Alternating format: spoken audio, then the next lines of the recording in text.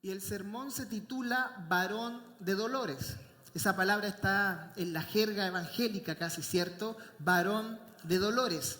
Pero antes de ir a Isaías 53, también le voy a pedir que pueda mantener la Biblia abierta en el Nuevo Testamento, en Hechos capítulo 8, verso 30. Hechos capítulo 8, verso 30. ¿Lo encontró? Amén. Dice así la palabra del Señor. Vamos a leer la Nueva Versión Internacional. Felipe se acercó deprisa a la carroza y al oír que el hombre leía al profeta Isaías, preguntó: ¿acaso entiende usted lo que está leyendo? Qué buena pregunta, ¿cierto? Cuando leemos la Biblia, ¿entendemos lo que estamos leyendo? Verso 31. ¿Y cómo voy a entenderlo?, contestó, si nadie me lo explica. Así que invitó a Felipe a subir y a sentarse con él. El pasaje de la Escritura que estaba leyendo era el siguiente. En el Antiguo Testamento aparece en Isaías capítulo 53, verso del 7 al 8. Como oveja fue llevado al matadero, y como cordero que enmudece ante su trasquilador, ni siquiera abrió su boca. Lo humillaron y no le hicieron justicia. ¿Quién describirá su descendencia? Porque su vida fue arrancada de la tierra. Cierre del texto del Antiguo Testamento. Ahora el eunuco, el etíope, como se conoce, ¿cierto?, le dice a Felipe: dígame usted, por favor, ¿de quién habla aquí el profeta? ¿De sí mismo o de algún otro?, le preguntó el eunuco a Felipe. Y subraye, por favor, el verso 35. Entonces Felipe, comenzando con ese mismo pasaje de la Escritura, le anunció las buenas nuevas acerca de Jesús. Voy a volver a repetir eso. Le anunció las buenas nuevas acerca de Jesús. Ahora le voy a pedir que incline su rostro para que podamos orar al Señor. Amado Padre, estamos delante de tu presencia, contentos, Señor, gozosos de estar un día domingo más con los hermanos y alrededor de tu palabra. Y te pedimos, Señor, que con la guía de tu Santo Espíritu puedas abrir nuestro entendimiento para contemplar tu palabra. Que esta palabra, Señor, no solamente quede en el nivel intelectual, sino que también pueda descender a nuestro propio corazón y pueda provocar un cambio de vida. Que aquel que se ha sentado en alguna silla en este auditorio, Señor, sin tu señorío, sin tu persona como amo y Señor de su vida, pueda salir, Señor, regenerado por tu Santo Espíritu. Creemos que hoy es el día de salvación. Creemos que hoy tú estás llamando al arrepentimiento. Recibe toda la gloria y toda la honra en el nombre de Jesús. Amén y amén. Muy bien, piense lo siguiente. Posiblemente cuando Felipe está hablando con el eunuco, cierto, etíope, no estaban escritos ninguno de los 4 evangelios. O sea, eso quiere decir incluso que todavía no estaba canonizado ni siquiera el Nuevo Testamento, porque no se había escrito. Ahora, ¿eso limitó en alguna forma a Felipe de presentar el evangelio de Jesús a alguien que no conocía a Cristo? Por supuesto que no. Para predicar, y este es el gran detalle que quiero llamar su atención, para predicar, fíjese, sobre el evangelio, el glorioso evangelio de Jesús, Felipe solo le bastó citar Isaías capítulo 53. Es ahí la importancia de este texto. Felipe no necesitó el relato de Mateo, de Marcos, de Lucas o de Juan o alguna carta paulina para exponer el verdadero evangelio de Cristo. A él solo le bastó Isaías capítulo 53 para presentar a nuestro glorioso Señor Jesucristo. Felipe solo tenía el rollo del profeta Isaías 53. Nosotros tenemos un canon bíblico de 66 libros para el día de hoy, traer aquellas almas al arrepentimiento. Eso es una gran lección. Ahora, Isaías 53 a lo largo de la historia de la iglesia ha sido un texto muy, pero muy importante. Policarpo, que fue un padre de la iglesia en el siglo II, discípulo directo del apóstol Juan, dijo lo siguiente sobre Isaías 53: es la dorada pasión del Antiguo Testamento. San Agustín en el siglo IV dijo sobre Isaías 53 que era el quinto evangelio. Juan Calvino, el reformador de Ginebra, dijo sobre Isaías 53 que es el evangelio según Isaías. Martín Lutero, el gran reformador alemán, dijo: todo creyente debería saber de memoria el capítulo entero de Isaías 53. Charles Spurgeon, el príncipe de los predicadores, dijo: en este capítulo se encuentra condensada la Biblia. Ahí tiene el Evangelio por completo. Y para finalizar estas citas de grandes hombres de Dios, Frank Delitzsch, un gran comentarista del Antiguo Testamento, que es materia obligatoria en los seminarios, dijo sobre esto: parece que Isaías 53 fue escrito como si hubiese sido escrito debajo de la cruz del Gólgota. Es lo más importante, profundo y enaltecido de toda la profecía del Antiguo Testamento. Si sumamos todas las profecías mesiánicas del Antiguo Testamento, ¿cierto?, que apuntan a Cristo, Isaías 53 es el monte Everest de toda la profecía del Antiguo Testamento apuntando a Cristo. De hecho, tiene detalles más precisos que los mismos evangelios. Y que lo asombroso de esto es que Isaías 53 se escribió 750 años antes de Cristo. Imagínense la precisión de la palabra del Señor. Nosotros creemos que la Biblia es la palabra de Dios. Y una de las cualidades es su precisión histórica. Imagínense, antes, 750 años antes de que Cristo viniera a padecer por nosotros, Isaías describió con lujo de detalles y pinta un cuadro profético hermoso del padecimiento del Mesías. Ahora, podríamos estar hablando semanas, meses y años de Isaías capítulo 53, pero en el día de hoy solo voy a ir a Isaías capítulo 53, verso 3. Imagínense, si nosotros en un solo sermón, en 40, 45 minutos, en una hora, en un día quisiéramos ver Isaías 53 por completo, con todos sus detalles, sería como tratar de tomar el océano y vaciarlo en una piscina inflable. Es imposible hacer eso con tan profundo capítulo del Antiguo Testamento. Así que Isaías 53, verso 3 dice así: despreciado y desechado entre los hombres, varón de dolores, experimentado en quebranto, y como que escondimos de él el rostro, fue menospreciado y no lo estimamos. Al leer el verso 3, o usted al leer Isaías 53, usted bien puede pensar: pastor, ¿sabe qué? Este es un tema un poquito deprimente. Este es un tema que me provoca mucha pena, mucha tristeza. No sé si a alguien aquí para Semana Santa le provoca como una conmoción emocional ver a Jesús de Nazaret por la tele. Mi familia, que es del campo, y allá en el campo se daba mucho esto, antiguamente en la década del 70, del 80, cuando televisaban las películas de Jesús de Nazaret para Semana Santa, y ahí predominaba el catolicismo, como que todos andaban tristes, ¿cierto? Nadie decía un garabato, y si alguien hacía algo, estaba el dicho eso: agáchate Semana Santa, para no ofender lo que estaban celebrando.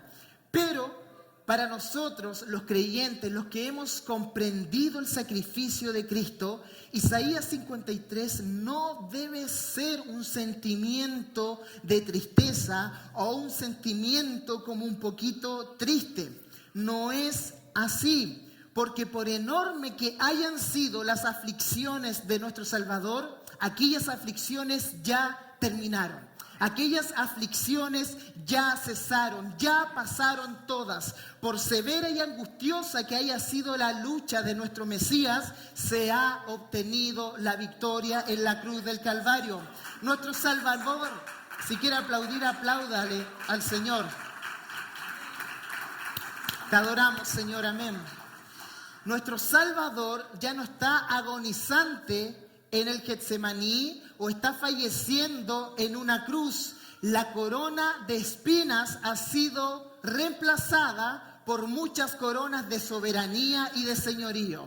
Él reina, Él es el Cristo victorioso. Y aquella corona de espinas, con lo cual los soldados romanos golpearon con un palo, con una vara, su cabeza, teniendo aquella corona, dice Mateo, aquella corona ya ha sido reemplazada por la corona de soberanía y por la corona de su señorío.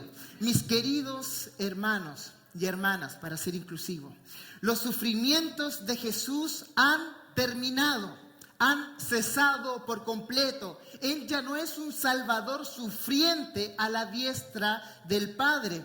Los sufrimientos de Jesús finalizaron, pero los benditos resultados de su sacrificio permanecen para siempre, abriendo las puertas del cielo para todos los pecadores que se arrepienten y entran a la patria celestial. Aquel sufrimiento, aquella agonía de Cristo en la cruz del Calvario terminó, pero las consecuencias cósmicas y espirituales de su muerte no finalizarán jamás. El día de hoy siguen actuando. ¿Hay algún afligido aquí? ¿Hay alguien que esté pasando algún tormento? ¿Hay alguien que tenga algún dolor en el alma? Jamás, hermanos, debemos de olvidar que Jesús, los dolores de Cristo son como un bálsamo para nuestros sufrimientos en el día de hoy.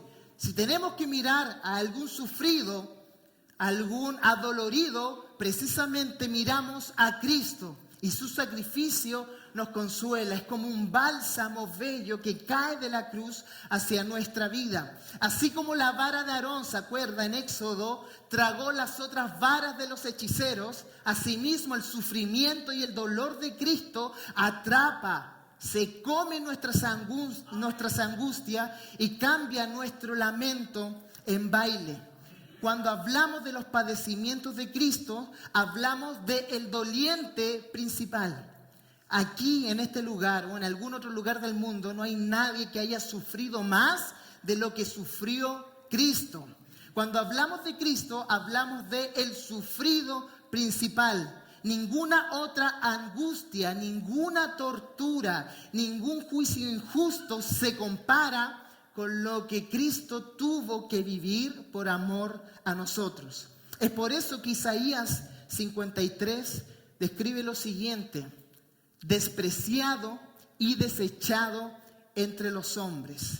Y aquí Isaías, permítanme un poquito hablar sobre esto, está hablando sobre la doctrina de que Cristo, nuestro Dios omnipotente, se tuvo que encarnar y tuvo que ser un hombre como nosotros. Sabemos que en Él habitaba la deidad plena del Dios eterno. Sabemos que Él era completamente hombre o verdaderamente hombre, pero a la vez era verdaderamente Dios.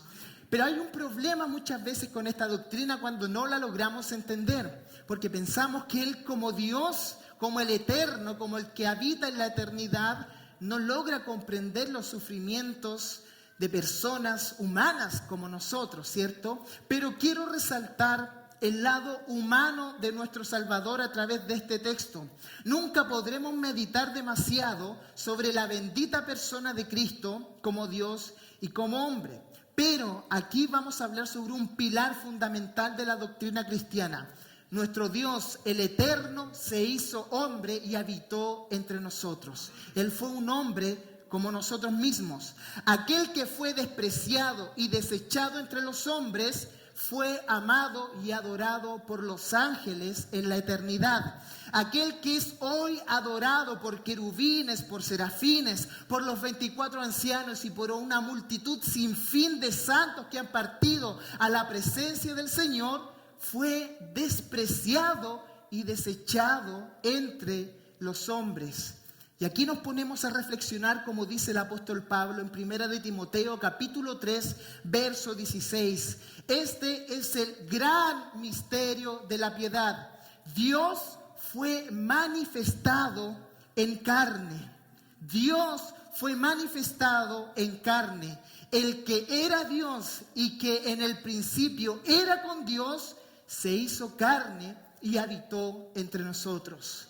Busque algún Dios de alguna otra religión en el mundo antiguo o en el mundo moderno. Siempre los dioses estaban enojados, enviando rayos a la tierra o provocando maldad en los corazones humanos, pero ningún otro religión, en ninguna otra parte de la historia usted se va a encontrar con esta verdad absoluta, que Dios decidió hacerse hombre y habitar entre nosotros. El Altísimo se rebajó hasta convertirse en lo más bajo. El grandioso, aquel que habita la eternidad, tomó su lugar en lo insignificante. Pocas veces reflexionamos en esto. ¿Se acuerda en Juan capítulo 4? Está la escena, nos relata el Evangelio de Juan, de una mujer samaritana que estaba junto recogiendo agua de un pozo. ¿Se acuerda cuando Cristo va donde ella y supuestamente los judíos no debían de hablar con los samaritanos y menos con una mujer? ¿Se acuerda cómo Cristo, nuestro Señor, inicia el diálogo? Le pide y le dice, dame de beber. Pocas veces reflexionamos y comprendemos esto. Aquel hombre que estaba junto al pozo con esta mujer samaritana y dijo, dame de beber, fue el mismo que creó, que cavó los canales de los océanos y los llenó completamente de agua. Aquel hombre que estaba junto a esa mujer era el mismísimo eterno Hijo de Dios. Es verdad. Jesús fue el hijo de María, pero al mismo tiempo era el hijo de Jehová. El carpintero, el hombre humilde de Nazaret, también es la deidad completa y esencial. La humanidad de Cristo fue igual a la nuestra en todos los sentidos, querido hermano.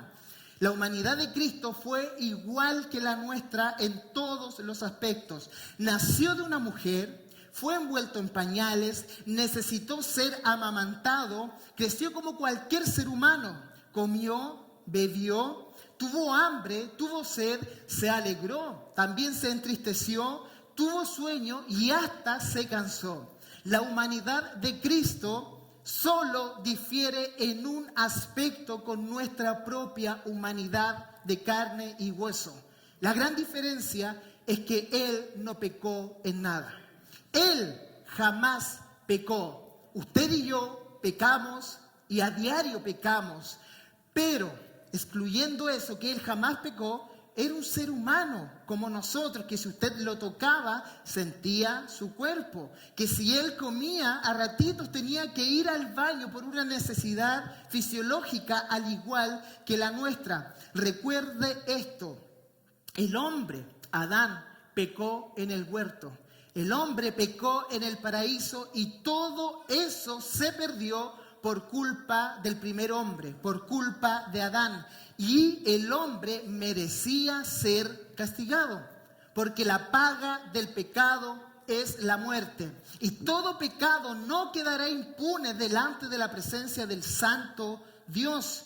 Pero no estaba en algún ángel en el cielo decir, yo voy a morir por los seres humanos. O tampoco está algún ser humano que pueda levantar su voz y decir, Señor, tómame a mí como sustituto por los pecados de la humanidad.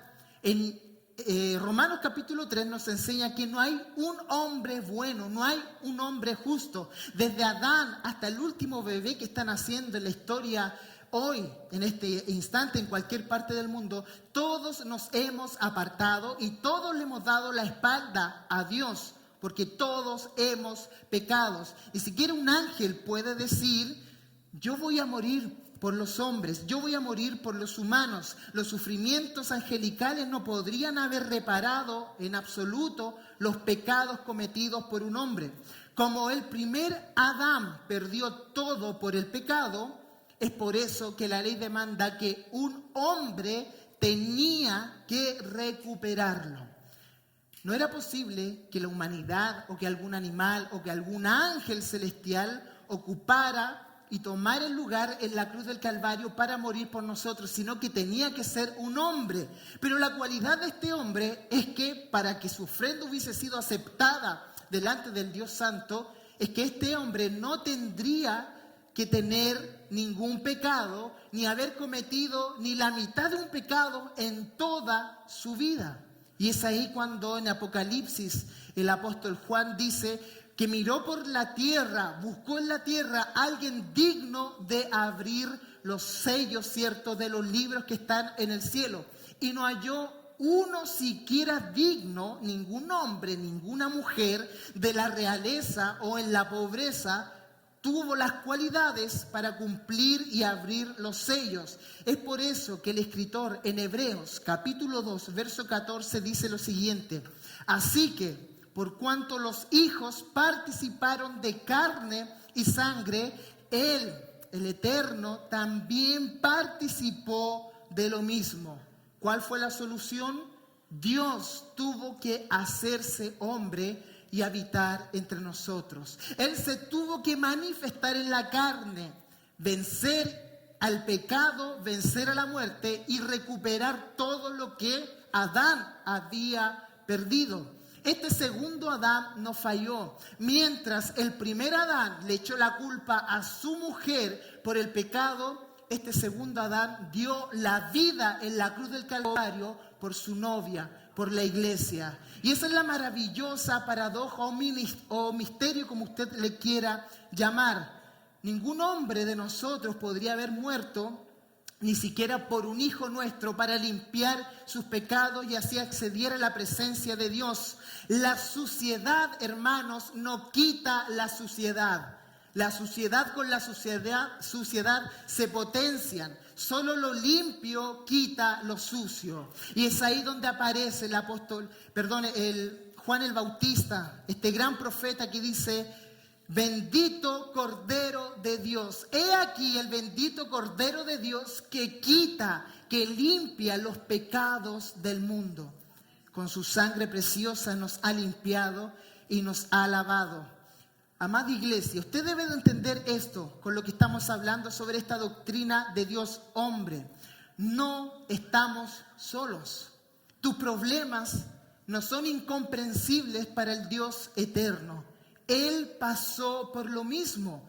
Él sufrió las mismas tentaciones. Él sufrió tus mismos dolores. Él sabe lo que es pasar hambre. Él sabe lo que es pasar sed. De hecho, muchos de nosotros ni siquiera conocemos lo que es pasar hambre. Por humilde que sea nuestra situación económica, dice la Biblia que Él no tuvo dónde recostar su cabeza. Es increíble comprender cómo Él pasó exactamente lo mismo que nosotros. Las mismas nubes que a veces empañan nuestro día soleado, también fueron las nubes que oscurecieron el día de Él. ¿Se acuerda la historia de los amigos de Daniel en Daniel capítulo 3, donde envía el rey a los amigos de Daniel al horno de fuego? Dice la palabra que apareció la silueta como de un cuarto hombre que estaba en medio del horno de fuego. No estamos solos, porque hay uno como el Hijo del Hombre que camina con nosotros incluso cuando nos hallamos en las más deprimentes situaciones, como un horno de fuego. Hay uno que no nos abandona.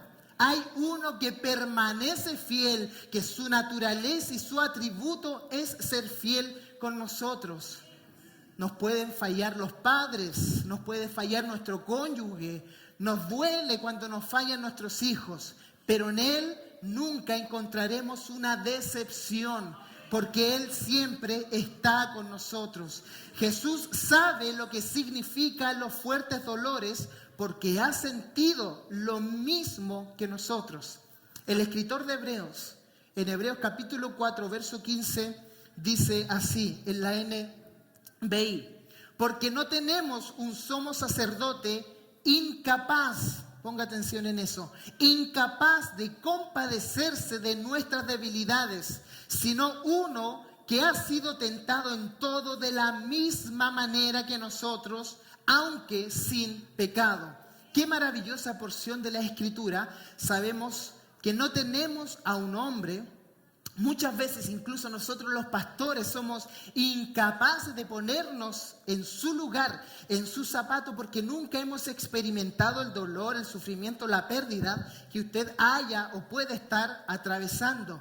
Pero la Biblia dice lo siguiente: usted y yo no tenemos un sumo sacerdote incapaz de compadecerse de nuestras debilidades, sino uno que ha sido tentado en todo de la misma manera de nosotros. Ahora continuemos en Isaías 53, verso 3. Hablamos de que Él fue, ¿cierto?, despreciado y desechado entre los hombres. Ahora vamos a ver por qué Isaías resalta y dice varón de dolores. La expresión es muy clara cuando Isaías escribe varón de dolores. No dice varón adolorido o tampoco dice varón con dolor, sino que si usted se da cuenta, el texto está y dice varón de dolores, como si fuera hecho de aflicciones, y las aflicciones, fueran elementos componentes de su ser mismas. Es como que las aflicciones, como que los dolores se hayan encarnado, se hayan incrustado en el cuerpo de Cristo y hayan sido una con Él. Eso apunta cuando Isaías dice y escribe varón de dolores. Algunos hombres son varón de placeres. Algunos hombres son varón de riquezas, pero Él fue varón de dolores. Fácilmente usted y yo podríamos, Isaías o alguien en el Nuevo Testamento pudo haber llamado a Cristo varón de santidad, porque en Él no hubo pecado alguno. O podríamos haberle dicho varón de labores, porque Él, acuérdese, desde pequeño le dijo a su madre: en los negocios, en los trabajos de mi padre me conviene estar. O también podríamos decirle varón de elocuencia, porque sin duda alguna nadie en la historia habló como hablaba él, nadie se expresó como él se expresaba. O quizás el mejor título que le podríamos poner sería varón de amor, porque en esta tierra nadie jamás vio más amor de lo que Él derramó en la cruz del Calvario y de lo que Él demostró. Sin embargo, queridos hermanos de Viña del Mar, la Biblia le llama varón de dolores. ¿Ha leído alguna vez usted en su Biblia, en el Nuevo Testamento, algún evangelio que diga la siguiente palabra: y Jesús se rió? No, ¿cierto? Porque no está. Eso no significa que Él no se haya reído, o eso no significa que Él no se haya puesto alegre. Pero el Evangelio, curiosamente, cuando habla sobre los 33 años que Él habitó entre nosotros, en ninguna parte destaca que Él se haya reído o Jesús dio una gran carcajada. Todo lo contrario, una y otra vez encontramos la siguiente frase: y Jesús lloró. Él fue el Señor de la aflicción, el príncipe del dolor, el emperador de la angustia. Isaías lo llama varón de dolores, experimentado en quebranto. Cuando Isaías dice que Él es experimentado en quebranto, es como que se estuviera diciendo que tiene un magíster, tiene un doctorado en cuanto a sufrir y en cuanto a sentir angustia en el alma y en el cuerpo. Todos los hombres tenemos que cargar y llevar grandes dolores, pero la carga y el dolor que Él tuvo que cargar fue más pesada que todas las que nosotros conocemos. Todos conocemos lo que es quizás la pérdida de un ser querido. Todos conocemos lo que es pasar alguna necesidad económica. Todos pasamos por un sufrimiento, ¿cierto? Cuando un hijo se enferma, imagínense lo que es perder un hijo. Imagínense lo que es perder una madre o un hermano, los que no han vivido aquello. Pero la carga que Cristo tuvo que pasar, la carga que Cristo tuvo que cargar, fue más pesada que todo lo que nosotros conocemos como dolor y sufrimiento. ¿Quién de nosotros ha sufrido a tal nivel que ha llegado a sudar gotas de sangre? ¿Quién de nosotros puede decir, Padre mío, ¿por qué me has desamparado? Nadie de los que está aquí ha sudado gotas de sangre, ni ha dicho, Padre mío, ¿por qué me has abandonado? Porque la promesa del Padre hacia la iglesia es: nunca te abandonaré, siempre te sustentaré con la diestra de mi justicia. Pero en cambio el Padre no pudo decirle eso a su Hijo amado, porque en la cruz del Calvario, cuando Él estaba cargando los pecados de la humanidad, el Padre se apartó de Él. Quien fuera el hijo más perfecto y obediente recibió el castigo más grande que un padre le podría dar a su hijo. Muchos de los sufrimientos, para comprender esto, piensen esto, por favor. Muchos de los sufrimientos de Cristo, ¿cierto? Muchos de los sufrimientos de nuestra vida. ¿Cuántos aquí han tenido sufrimiento? Yo creo que todos hemos tenido sufrimiento, incluso depresiones. Muchos han pasado depresiones. Muchos de los sufrimientos en nuestra vida son por causa de malas decisiones nuestras. Muchos de los sufrimientos y los dolores que hemos tenido que enfrentar en el día a día, en la historia de nuestra vida, ¿cierto?, de nuestra existencia aquí en la tierra, son por causa de malas decisiones o malas acciones nuestras. Pero le hago una pregunta: ¿qué mal decisión, qué actitud mala o qué pecado cometió Cristo para cargar los pecados de todos nosotros en Él?